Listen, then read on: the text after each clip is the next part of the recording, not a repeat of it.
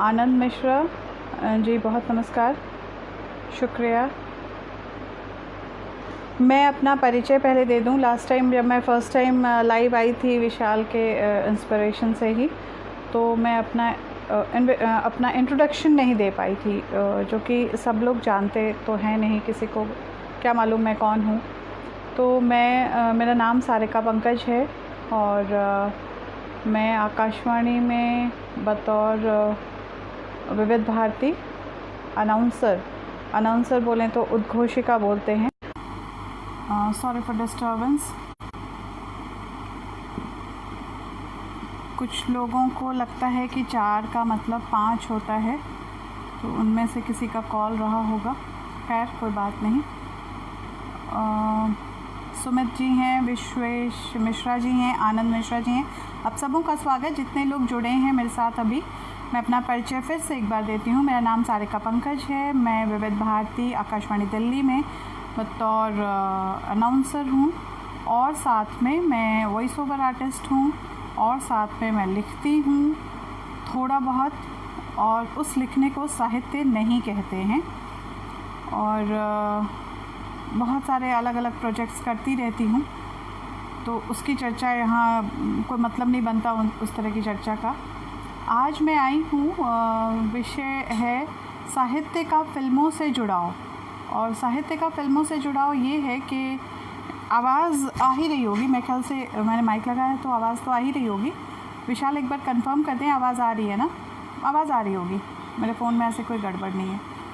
तो मैं कह रही हूँ कि फ़िल्मों का जो साहित्य से जुड़ाव है वो बहुत विचित्र तरीके से बदला है। 1938 में जो यात्रा शुरू हुई थी वो अब जा कर के बहुत ही अलग तरीके से बदलती गई है। आप देख रहे हैं कि फ़िल्मों में जो कहानियाँ होती हैं किसी न किसी की तो लिखी होती हैं, और पहले ऐसा था कि उपन्यासों पे बनाते थे उन फ़िल्मों को। ज़्यादातर बहुत सारी फ़िल्में ऐसी बनी हैं जो इस पे बनी हैं, उपन्यासों पे बनी हैं, कहानियों पे बनी हैं, चाहे वो गोदान हो, चाहे वो फणीश्वर नाथ रेणु का मारे गए गुलफाम हो जो तीसरी कसम में बना। इसी तरीके से बहुत सारी फ़िल्में हैं, बहुत सारे लेखक हैं ऐसे जो जुड़े रहे। बंदनी है, तमस पे बना हुआ है, तामसी एक स्टोरी थी उस पे बना हुआ है, शरद चंद्र के लिखे हुए पे। तो इसी तरह से दीपिका सिंह है, नमस्ते।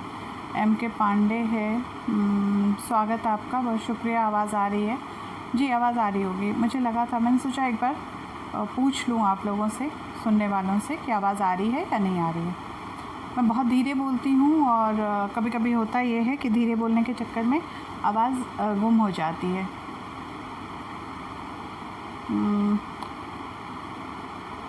मैं बता रही थी कि फ़िल्मों में जो कहानियों पे बेस्ड फिल्में होती हैं, परिणीता हो, धर्मवीर भारती की गुनाहों का देवता हो, या फिर आजकल बहुत सारी फिल्में बन रही हैं,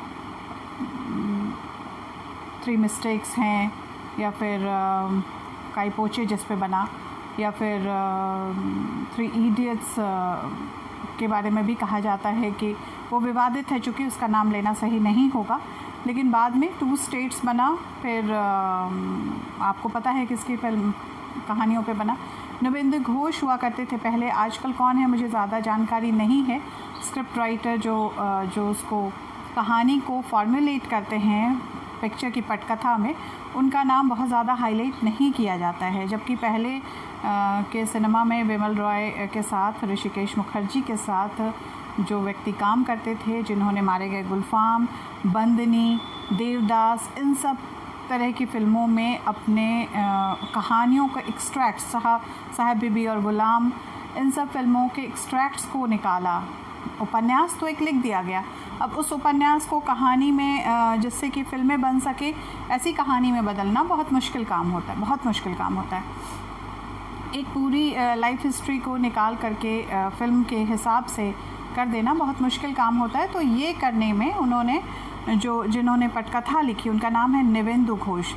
नवेंदु घोष बहुत सारी फ़िल्मों की पटकथा उन्होंने लिखी है। जहाँ तक मुझे पता है उनने विमल रॉय की फ़िल्मों में बहुत ज़्यादा लिखी है, या फिर सबसे की तीसरी कसम में लिखी है उन्होंने।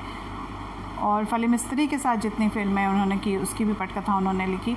तो उनके साथ था कि स्पेशलिटी आ गई थी। गुलजार की बुक है रावी पार। आप अगर रावी पार बुक कभी पढ़ें तो उसमें आप पढ़ेंगे कि एक कहानी है उसमें गुलजार की लिखी हुई, विमलदा। तो मैं चूँकि कहानियाँ भी पढ़ती हूँ, शौकिया पढ़ती हूँ, कोई प्रोफेशन नहीं है।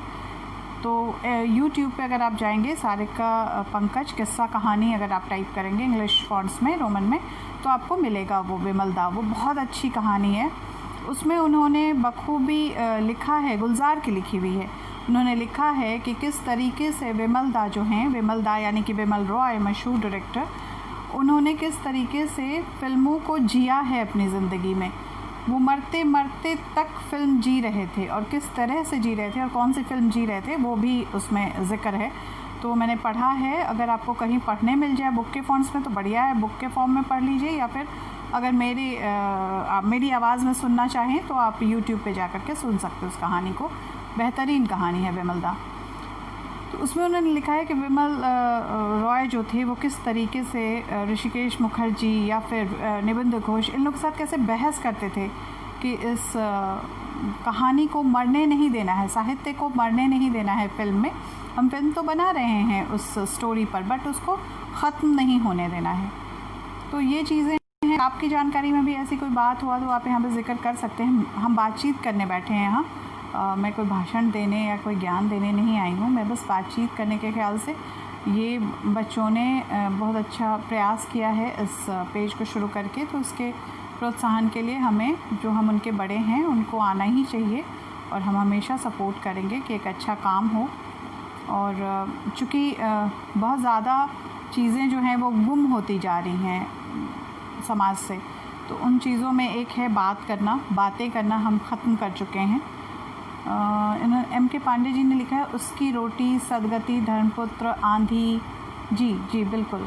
आपुंजन पर मेरे अपने बहुत अच्छी स्टोरी थी, बट उसको निभाया नहीं गया बहुत बढ़िया से। यही होता है, यही लिखा है उस विमलदा स्टोरी में गुलजार ने कि फ़िल्में जो हैं वो जब बनती हैं तो उसके साहित्य का जो आधार होता है उसमें, उसको ख़त्म नहीं करना चाहिए पूरी तरह से।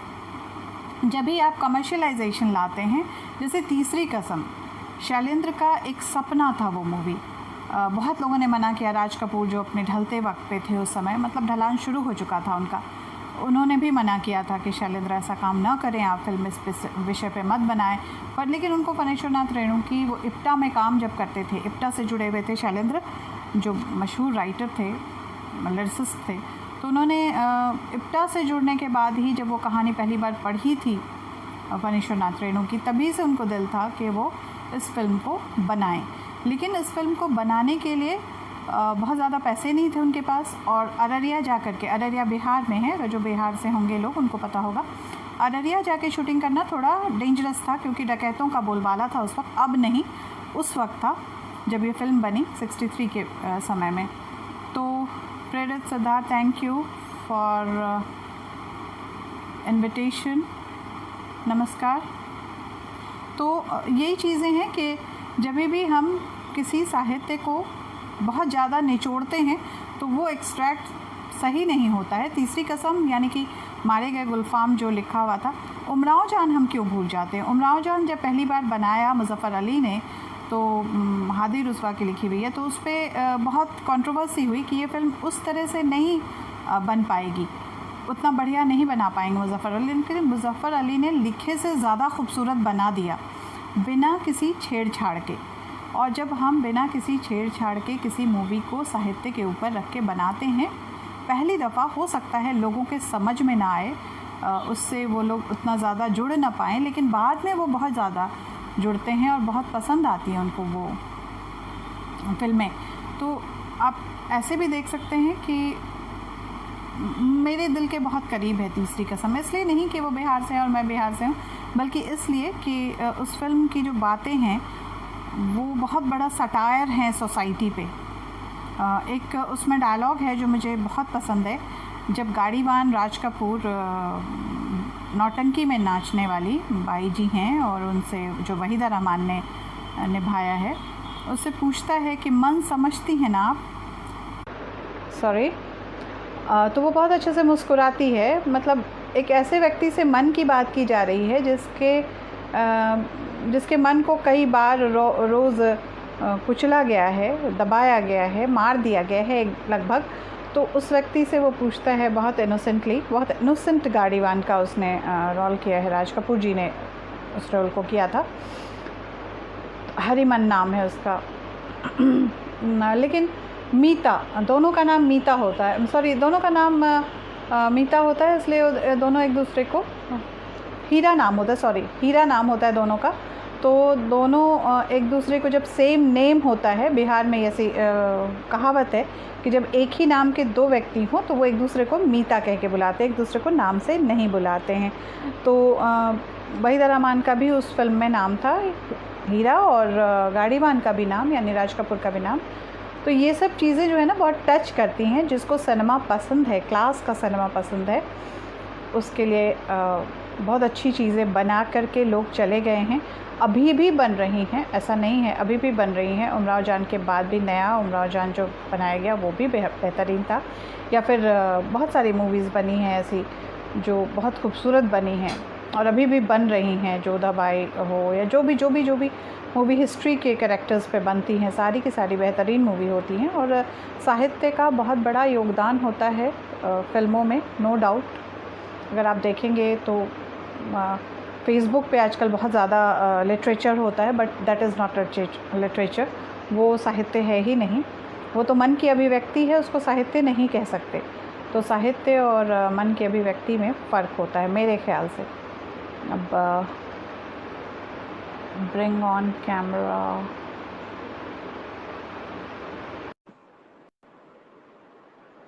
आपने विशाल कोई रिक्वेस्ट भेजा है, मैंने उसको एक्सेप्ट तो कर लिया है बट वो आ नहीं रहा। नेटवर्क इशू है, जब से लॉकडाउन हुआ ना तब से बहुत ज़्यादा नेटवर्क इशू है, और अगर इसी तरह से आप लोग मुझसे लाइव करवाते रहे तो मुझे ट्राइपॉड ख़रीदना पड़ जाएगा, क्योंकि अभी तो मैं बहुत जुगाड़ से इसको कैमरे को सेट कर लेती हूँ, बट ऐसे चल नहीं सकता।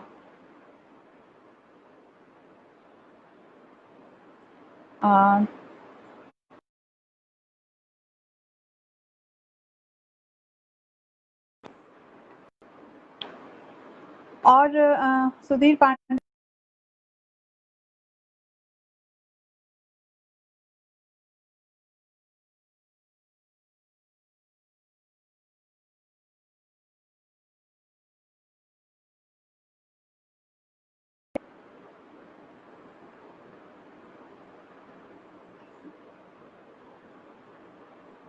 और किसी को कोई मूवी याद आती हो जो साहित्य पे बना है, मुझे इतना कहना है।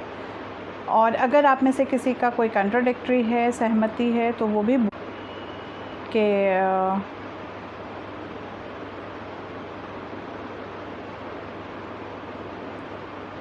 और हम इसी तरह से बार बार जुड़ सकते हैं और इसको कह सकते हैं कि एक तरह का सेगमेंट बना लें कि जिसको जो बात कहनी हो वो हम लोग एक साथ एक विषय तय करें इस पेज पे, और फिर बारी बारी से आकर हम अपनी बातें रखें और फिर डिस्कशन भी कर सकते हैं। लाइव में ये नहीं होना चाहिए कि एक व्यक्ति ज्ञानी पुरुष की तरह ज्ञान दे रहा है और सामने वाला सुन रहा है, बल्कि सब लोगों को कहना चाहिए। जैसे M.K. पांडे जी ने कहा,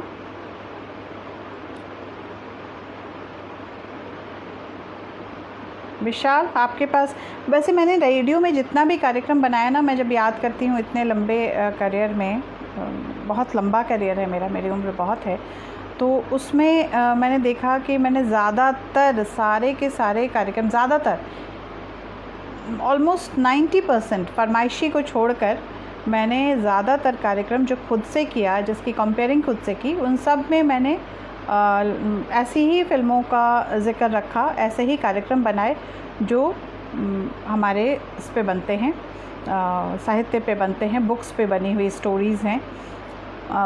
भाभी की चूड़ियाँ एक स्टोरी पे बनी हुई मूवी है।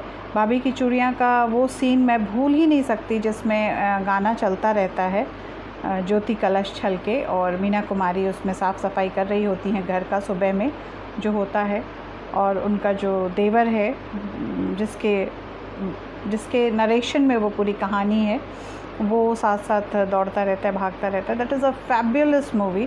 दैट वाज अ मतलब उससे बेहतरीन कुछ हो नहीं सकता जैसे वो लोग उतारते थे मूवी को।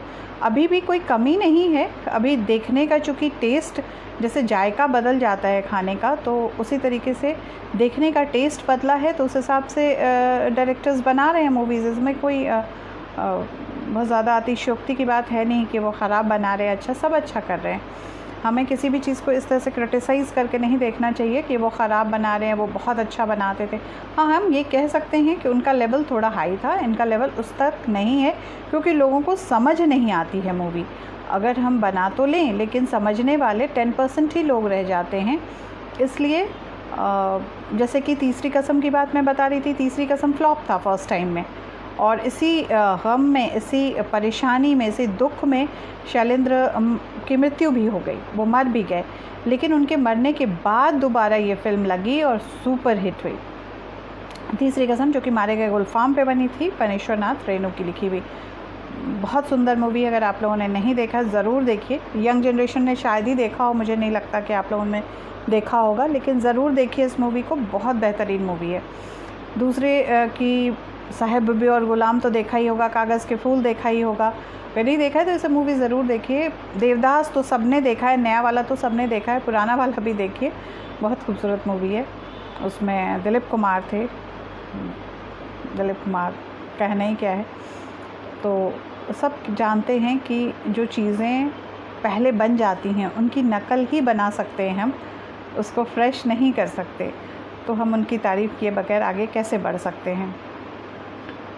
एक मूवी आई थी बनारस, बिल्कुल भी नहीं चली थी, बिल्कुल भी पसंद नहीं की गई थी। वो भी स्टोरी पे था, और कुछ लोग बोलते हैं रियल स्टोरी पे था, कुछ लोग बोलते हैं कि फिक्शन थी। जो भी था वो बहुत खूबसूरत मूवी थी, लेकिन वो लोगों के समझ में नहीं आएगी। उसका संगीत भी वैसे ही था। तो कमर्शियलाइजेशन इज़ डिफरेंट थिंग, और साहित्य जो है वो बिल्कुल डिफरेंट थिंग है। तो साहित्य और कमर्शियलाइजेशन को हम एक साथ अगर देखेंगे तो फिर मुश्किल में पड़ जाएंगे, तब साहित्य रह नहीं जाएगा। तो इसीलिए ये कहना है कि जो चीज़ें बन रही हैं वो खूबसूरत हैं, बढ़िया हैं, शानदार हैं। क्लास नहीं है, क्लास उनमें था जिनको एक बार में पसंद करना लोगों को मुश्किल हो जाता था, दोबारा समझने के लिए। दोबारा एक मूवी है अमर, वो भी एक स्टोरी पर है। उसमें हैं दिलीप कुमार, मधुबाला और कामिनी कौशल नहीं, निम्मी। और उसे एक बार में देख करके आपको लगेगा कि दिलीप कुमार विलेन हैं या हीरो हैं, लेकिन परिस्थितियाँ, यही तो साहित्य है, परिस्थितियाँ ऐसी हैं कि दिलीप कुमार हीरो नहीं हैं, दिलीप कुमार विलेन नहीं हैं, दिलीप कुमार बस एक इंसान है और उसका कैरेक्टर उसमें उन्होंने निभाया है। और वो मूवी ज़रूर देखिए, ज़रूर देखिए। अमर नाम है, आप देख सकते हैं उसको। पनेश्वर नाथ रेणु जी की बेहतरीन आंचलिक उपन्यास है तीसरी कसम। तीसरी कसम उनकी उपन्यास नहीं है, उनके उपन्यास का नाम था मारे गए गुलफाम, और उस पर जो फिल्म बनाई शैलेंद्र जी ने उसका नाम है तीसरी कसम। इसलिए हम लोग बोलचाल की भाषा में बोल सकते हैं कि तीसरी कसम was written by Paneshwar Nath Renu. लेकिन नवेंदु घोष ने उनको पटकथा में बदला, जिसमें सहायक के तौर पे सहायता की पनेश्वर नाथ रेणु जी ने। और बेहतरीन है वो, नो डाउट बेहतरीन फिल्म है। उतनी खूबसूरत फिल्में बनती नहीं हैं। उसका एक एक डायलॉग बहुत प्यारा है, एक एक चीज़ बहुत स्लो लगेगा लोगों को। आजकल के बच्चों को बिठा दे तो शायद पसंद ना आए, लेकिन आजकल के बच्चों में ही विशाल भी हैं, प्रेरित भी हैं, इन लोगों को पसंद आती हैं वैसी चीज़ें। तो यही इन्हीं लोगों पे भार है कि आगे ये लोग अच्छी चीज़ों को अपने अगले जनरेशन में, हमारे बाद वाला जो जनरेशन आएगा उसको दे पाएंगे ये। और इन पे भरोसा है कि अच्छी चीज़ों को ये कैरी ओवर करे। जैसे हम बात कर रहे हैं आज अच्छी चीज़ों के बारे में, अच्छे साहित्य के बारे में। साहित्य कभी बुरा नहीं होता, साहित्य जो गलत शिक्षा देता है वो साहित्य हो ही नहीं सकता। और साहित्य अगर विमेन के एम्पावरमेंट की बात करता है तो वो तमीज़ में करे या आपके अनुरूप ना करे, फिर भी वो साहित्य है। स्वीकार करने की बात है, आप उसको कैसे स्वीकार करते हैं। लेकिन जो आजकल एक हिंदी और को बहुत सरलीकरण करके बुक्स आने लगी हैं, वो भी बहुत अच्छी लगती हैं, जिसमें नीलोत्पल मृणाल की बुक होती हैं। डार्क हॉर्स हो चाहे ऑघर हो, दोनों ही बहुत खूबसूरत लिखी हुई है। वो भी साहित्य है, तो थोड़ा सा डिफरेंस है, हेयरलाइन डिफरेंस है, बट साहित्य तो वो भी है और उसको तो अवार्ड मिला हुआ है। तो कुछ जब हम किसी के वस्तु स्थिति के दर्द को, उस समय को हम लिखते हैं तो वो साहित्य तो होता है, नो डाउट। टू स्टेट्स भी एक साहित्य ही है, उसको भी लिखा गया है और उसके ऊपर फिल्म बनी है, सुपर हिट रही है, क्योंकि उसके गाने बहुत प्यारे थे, उसके हीरो हीरोइन बहुत प्यारे थे, उसको जोड़ा बहुत अच्छे से गया और बिल्कुल सही से उतार दिया गया। तो ये उतारने वाले पे डिपेंड करता है कि वो किस तरीके से उतारता है और फिर उसे किस तरीके से बनाता है। तो मुझे लगता है कि मैं बहुत ज़्यादा बोल चुकी हूँ। अब विशाल, अब दें इजाज़त, अब इजाज़त है, अनुमति दीजिए मुझे कि मैं अब यहाँ से विदा लूँ और फिर मिलूँगी इस वादे के साथ। आज मेरी तबीयत बहुत ख़राब है और लेकिन वादा तो वादा होता है और ये कोई एहसान की बात नहीं है। अपने चीज़ों को लोगों तक पहुंचाने के लिए ज़िम्मेदारी बहुत सारे बच्चे निभा रहे हैं, तो उसमें अगर मेरा योगदान है तो हमेशा रहेगा। I am always for them. Thank you very much कि मुझे यहाँ बुलाया, बहुत शुक्रिया तुम लोगों का सबका, बहुत सारी शुभकामनाएँ इस पेज के लिए। और विशाल, आप बताइए, प्रेरित, इजाज़त, नमस्कार कहा जाए?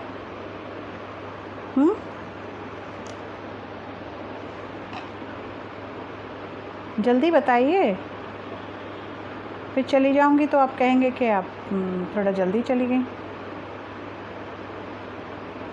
Bye bye, take care, have fun. सब लोग अपना अपना बहुत सारा ख्याल रखिए कोरोना काल में। और एक बहुत छोटी सी बात बताती हूँ, बहुत छोटी सी एक लाइन की, कि जब तूफ़ान आता है तो हमें घुटने टेक देने चाहिए। उस तूफ़ान से लड़ने की आवश्यकता नहीं। उस तूफ़ान के जितने तीव्र और क्रूर हम नहीं हैं, हम इंसान हैं, हम कोमल हैं और हमें जो क्षमताएं हैं वो तूफ़ान में नहीं और जो तूफ़ान में है वो हम में नहीं। तो जिस चीज़ से हम नहीं लड़ सकते उसके सामने झुक जाना ही बुद्धिमानी होती है और उसको जाने दीजिए। अननेसेसरी जर्नीज़ नहीं करिए और ये मान के चलिए कि सब अच्छा होगा। ऑल इज़ वेल करते रहिए, सब अच्छा होगा, ईश्वर की कृपा रहेगी। देखा, आज निसर्ग आने वाला था, तूफ़ान बहुत हल्का पड़ गया हमारे देश से टकराने में। तो इसी तरह से अच्छी बातें करिए, चाहे कितना भी बुरा होता रहे। अच्छी बातें करने का मादा जो होता है बहुत सकारात्मकता लाता है अपने आप में। अच्छी बातें करते रहिए, अच्छा सोचते रहिए, सब अच्छा होगा। हम इस विकट स्थिति से भी बाहर आएंगे। बहुत सारी शुभकामनाएं आप लोगों को। आनंद मिश्रा जी, बहुत शुक्रिया इतने देर मेरे साथ बने रहने के लिए। फिर मिलेंगे इसी वादे के साथ। नमस्कार।